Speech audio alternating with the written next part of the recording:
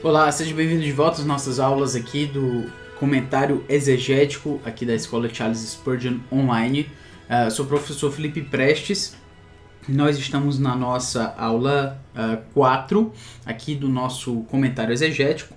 E na última aula a gente teve uma visão geral do texto, né? Você deve lembrar, eu posso até lembrar aqui sobre essa análise geral que a gente fez aqui com relação ao texto de 1 João, dos capítulos 12 até do capítulo 2, versículos 12 até o 14. A gente viu essas relações aí, só para, digamos assim, refrescar sua memória. Se você viu, acabou de ver, melhor ainda. Se não, você já pode ter uma ideia mais geral. Agora a gente vai para... Lembra que eu coloquei que nós vamos ter sempre assim, primeiro uma análise mais geral e depois uma análise mais específica, certo? Do texto. Por que a gente vai fazer dessa forma? Lembra que eu falei que essa nossa nova forma aqui de fazer, ela diz respeito a uma tentativa de ficar mais perto do texto. Então a gente evita os slides, certo? Os slides para fragmentar o texto. A gente vai sempre se remeter ao texto de uma forma mais ampla, mais geral, como você pode ver aqui, mas ao mesmo tempo a gente pode ter o específico aqui na mão sempre que quiser também, certo? Para mim, como professor, é mais fácil e acredito que para você, como aluno, também vai ser mais fácil, certo? Então, vamos lá.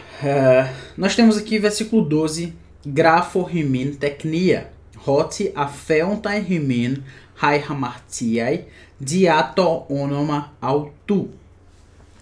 Por que é importante a gente analisar esse texto aqui, certo? Por que é importante não só a gente analisar ele, mas traduzir esse texto palavra por palavra, porque assim você consegue entender o porquê de o autor de a tradução ter traduzido dessa forma ou de outra, certo? Eu gosto de fazer esse exercício porque ele força a minha mente para fazer com que o texto flua de uma forma melhor. Ok? Quando eu só dependo da tradução, eu confio em todas as decisões que o tradutor fez. E não é que nada de errado em você confiar no tradutor, mas se você pode analisar o grego, você inclusive pode até ver de repente algumas formas alternativas de traduzir esse texto também, certo? Eu não estou dizendo que você tem que sempre criticar a tradução e tal, não é isso. Mas eu acredito que é uma forma legal, positiva de a gente estudar o grego, ok? Então vamos lá. Aqui a gente tem no versículo 12, graphohymin, certo? Vamos começar aqui com essa expressão, graphohymin technia, certo? Aqui em cima. Grapho, você deve lembrar da palavra grapho porque ela lembra a gente de outras palavras, como por exemplo grafia, certo? Ou gráfica, né? As palavras grafia, gráfica e coisas parecidas dizem respeito à escrita, ok? Tem alguma coisa a ver com escrita. Então, quando a gente tem a palavra grafo no grego, a gente tem uma palavra que deu origem, na verdade, a essas outras palavras que a gente tem no português, polígrafo, por exemplo, né? E outras aí a gente poderia parar e pensar sobre isso, mas vamos ficar com essas por enquanto. Então, grafo significa, tem alguma coisa a ver com escrita e é um verbo, porque ele termina aí com um ômega, né? Então, o verbo significa escrever e da forma como ela está aqui é eu escrevo, certo? Então, grafo, eu escrevo. Então, vamos aqui começar com a nossa tradução. Para ficar legal aqui pra gente, eu vou tentar fazer uma linha aqui. Vamos ver se vai dar certo. Ai. Vamos tentar novamente. Não vai dar pelo jeito. Vai ficar um pouco torto aí. Depois eu vejo isso. Deixa eu tentar aqui mais uma vez. Não, ele tá abrindo uma outra coisa aqui que eu não gostaria que ele abrisse. Mas tudo bem. Vamos fazer meu torto mesmo, você vai ter paciência aí comigo, tá? Então, graphohymin, grafo é o verbo escrever, tem a ver com o verbo escrever. No caso, grafo, com esse ômega aqui, ele é eu escrevo. Você deve lembrar que o grapho, o verbo grapho, certo? Ele, vou até tirar o acento aqui para ficar mais fácil para a gente, porque você deve lembrar que ele está aí na forma presente, ok? Do grego, o presente do indicativo. Então ficaria, vou até marcar aqui em vermelho, então grapho, graphes, graphe, graphomen, graphete, graphosen. Depende aí se tem ni final ou não. Então, grapho, graphes, graphe, graphomen, graphete, graphosen. Eu botei aí do lado porque aí o restante você só completaria, certo? Com isso você vai percebendo que primeiro já chama a sua atenção para que está no presente, na forma presente aí do grego. Então, eu escrevo, certo? Eu escrevo. E aí você tem aqui você tem aqui o pronome human, certo? Human. Se você lembrar um pouco aí, você deve lembrar que esse pronome é o pronome da segunda pessoa do plural, certo? A gente é importante falar sobre isso porque você vai notar nas traduções como atualizada, né? A Almeida Revista Atualizada, por exemplo, ou Revista Corrigida, ou Corrigida Fiel, são traduções que vão trazer esse vós, essa segunda pessoa do plural. É uma pessoa que a gente normalmente não usa mais no português, né? Eu não chego para vós sois meus alunos da internet, estarei a ensinar-vos dessa forma, né? Ensinar-vos-ei, né? Se a gente for aqui, vai ficar no século passado aqui, essa aula vai ficar bem estranha, né? Ensinar-vos-ei online, né? São expressões bem um passado, no presente e tal. Mas o ponto é, no grego, eles tinham a segunda pessoa do plural. É por isso que essas versões, elas traduzem, tá?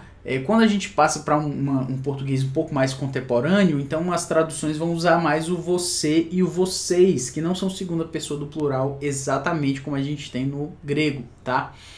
Mas eu prefiro manter a segunda pessoa do plural do português para ficar mais claro pra gente, certo? Não é que você vai usar o vós aí por aí, mas eu prefiro mantê-lo assim porque eu acho que fica mais fácil da gente fazer essa relação. A gente tem o vós, então vamos usar o vós, já que eles usavam a segunda pessoa do plural, tá?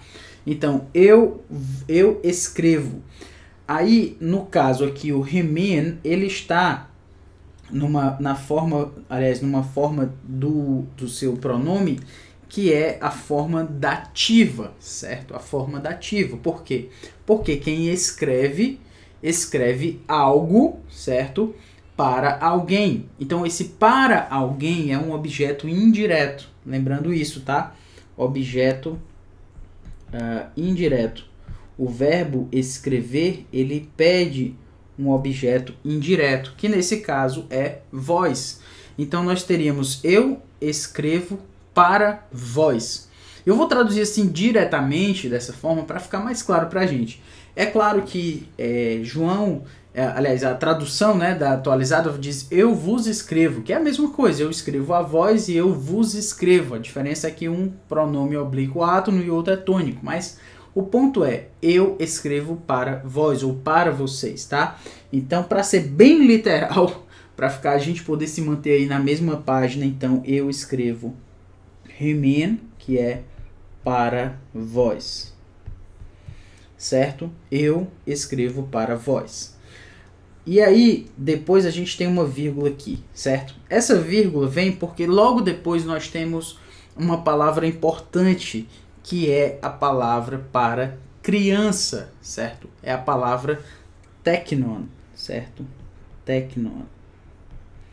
A palavra teknon é a palavra para criança, mas também tem a ideia de filhos ou filhinhos, tá? Então, criança ou filhinhos ou algo semelhante. E com isso você vai vendo que é por isso que João, com esse caráter paterno, como a gente já tem colocado, né, com esse caráter pastoral, ele chama a atenção desses irmãos dessa forma. Filhinhos, ele os chama carinhosamente assim. Como você pode notar aqui, tecnia não é diferente de tecnon, por quê? Porque está no plural, certo? Lembrando que tecnon, terminando em omicron-ni, é uma palavra neutra, certo? E dessa forma, então, tecnia é o seu plural. Plural neutro. Então, eu escrevo para vós, e aí nós vamos traduzir aqui, filhinhos. Eu escrevo para vós, filhinhos. Ok? Essa é a primeira parte aí do versículo. Eu escrevo para vós, filhinhos. E logo depois nós temos a palavra importantíssima no Novo Testamento, importantíssima no português também, que é a palavra porquê. São duas palavras importantíssimas. É hot e hina no grego, certo? O porquê e o a fim de quê, certo? Porquê e o a fim de quê. Hot e hina. Porquê e a fim de quê. Sempre que essas palavras aparecem, você tem que prestar atenção no que vem depois delas e antes delas também, porque elas estão fazendo uma ligação importante no texto. Hot, o porquê, ele está dando a razão de alguma coisa, e o hina, o a fim de quê, porque ele está dando o propósito de alguma coisa. Razão e propósito, hot e hina, porquê, para quê, o a fim de quê. Beleza? Essa dica, pessoal, valeria muito dinheiro, inclusive, viu? Estou brincando, mas estou falando sério ao mesmo tempo. Ela é muito valiosa porque se você prestar atenção nessas conjunções, isso vai ajudar muito no seu entendimento do texto e até na própria construção de um sermão, de um esboço textual, certo? Mas vamos aí adiante. Hot, você deve lembrar, como eu já coloquei, essa construção ela está fluxogramada, ou seja, eu fluxogramei, eu coloquei de forma gráfica a relação as relações dessas frases, tá? Então, hot, aqui eu vou até marcar mais uma vez aqui com uma seta, o hot está subordinado, lembrando da relação aí de subordinação, certo? Subordinação. Se você ficou pequeno para você, eu vou até aumentar aí para você saber do que eu estou falando, certo? Subordinação. Pronto. Esse hot está chamando a atenção para a subordinação que há entre a frase hot afeontai e o grafo, certo? Grafo-rimin tecnia. Lembrando então, hot você já deve saber que significa porquê. Então eu escrevo para vós, filhinhos. Vou até colocar aqui graficamente parecido. Então, porquê. Lembrando que o porquê separado no português, embora não seja aula de português, mas o porquê, aliás, o porquê junto no português é porque está se dando uma explicação, tá? Por isso que o porquê é junto e não separado, tá? Porquê, e aí nós temos o afeontai. Afeontai é o verbo afie-me, certo? Exatamente esse verbo aqui, afie-me. O verbo afie-me, deixa eu chamar a sua atenção aqui. Afie-me. O verbo afie-me é exatamente essa ideia de perdoar, de abandonar também, de deixar, certo? Tem algumas acepções, ele aparece várias vezes no Novo Testamento. Posso até inclusive analisar aqui, deixe-me ver quantas vezes ele aparece no Novo Testamento.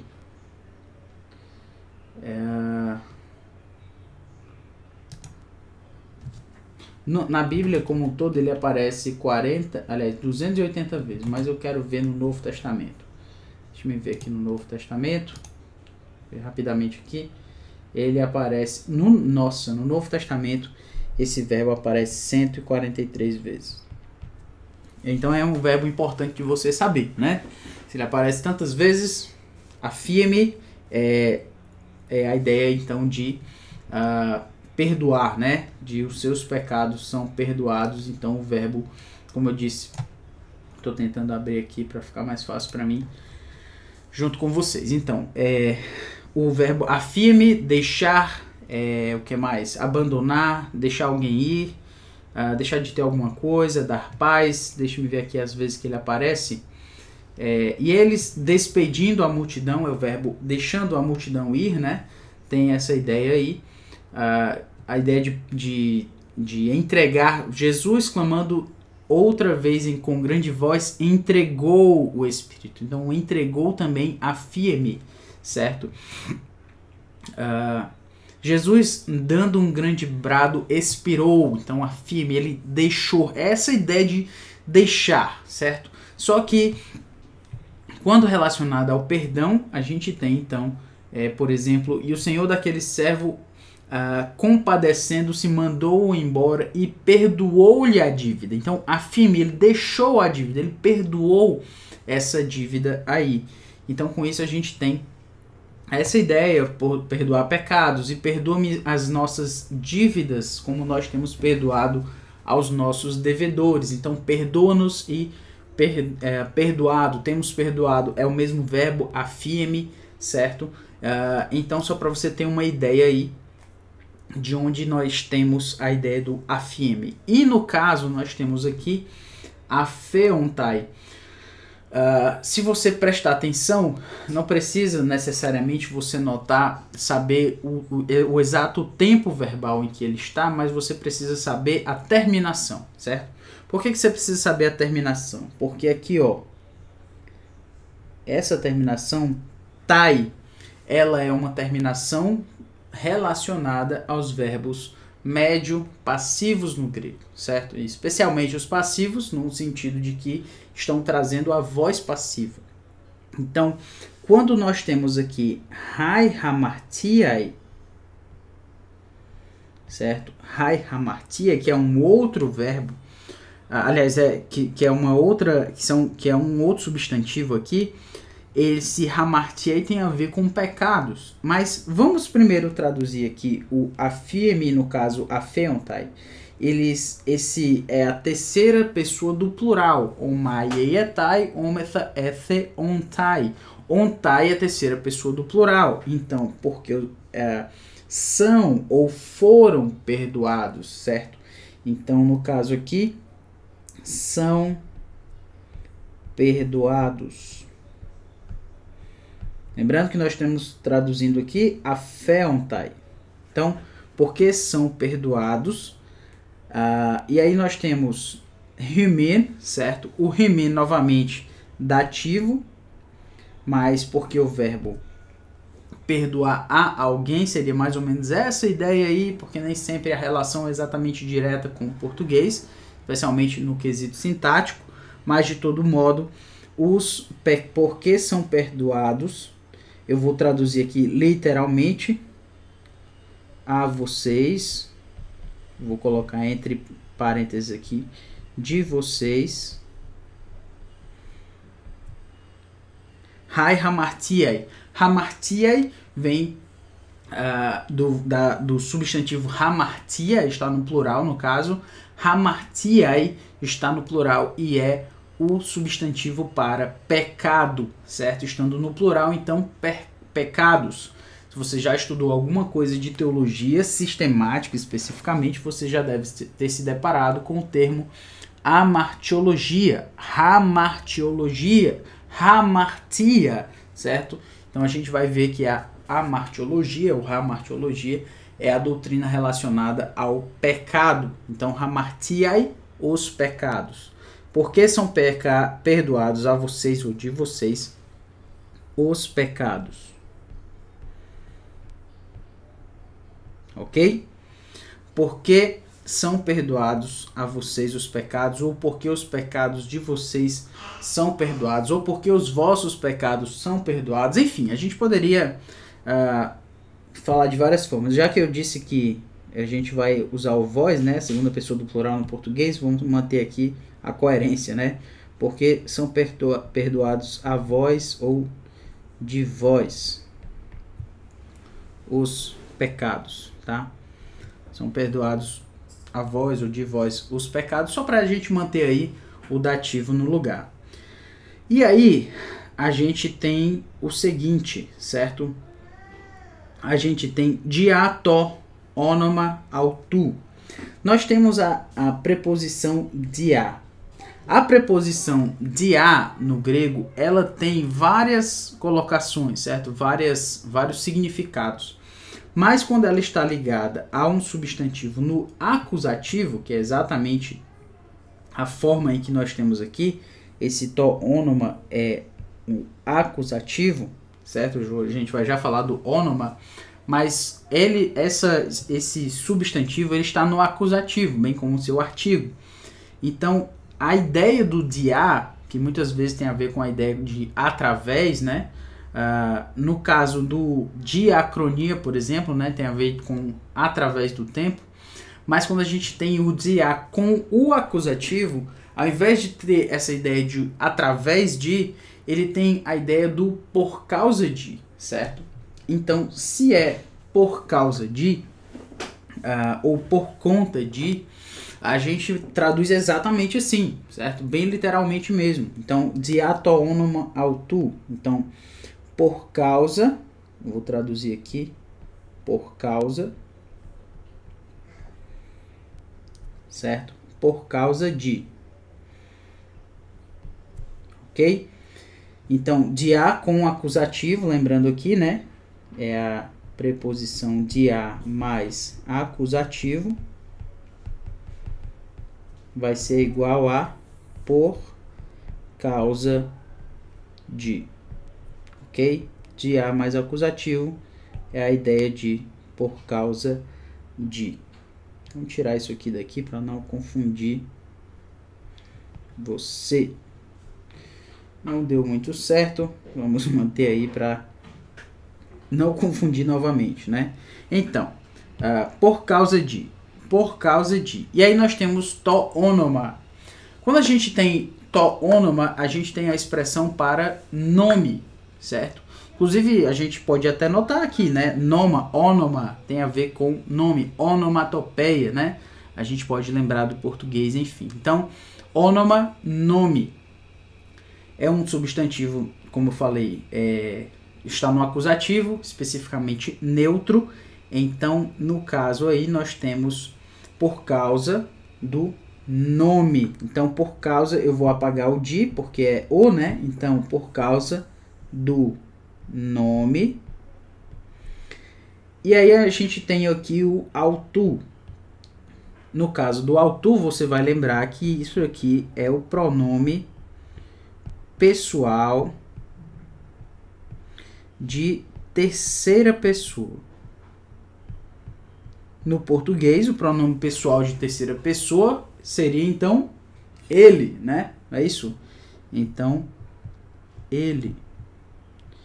Mas isso seria se ele estivesse no caso nominativo, certo? O caso nominativo, no caso, seria o autós. Certo? Autós. Só que no grego a gente tem outros casos, né? No caso aqui, nesse ponto específico, autós está com o formato de ômicron Y, como você pode ver aqui, ômicron Y. Esse ômicron Y, ele marca o genitivo, porque autós, o nominativo, nós temos aqui o NG, né? Nominativo, genitivo, dativo e acusativo. Autu, auto e auton. Ok? Autós, autu, auto e auton. Esse aqui é um iota subscrito.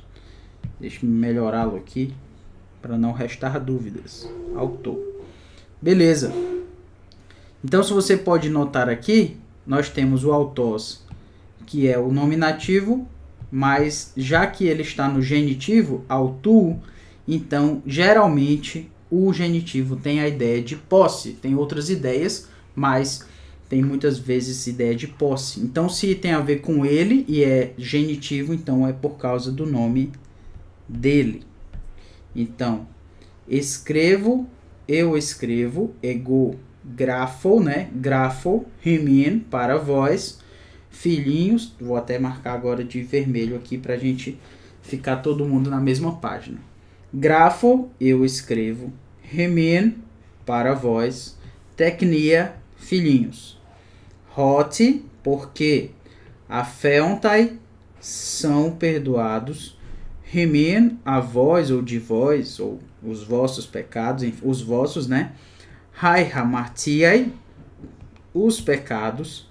E aí, diatonôma, por causa do nome autor dele. E assim a gente tem a tradução do versículo 12. Na próxima aula a gente analisa esse texto de forma mais específica, ok? É isto, que Deus abençoe. Até mais, valeu!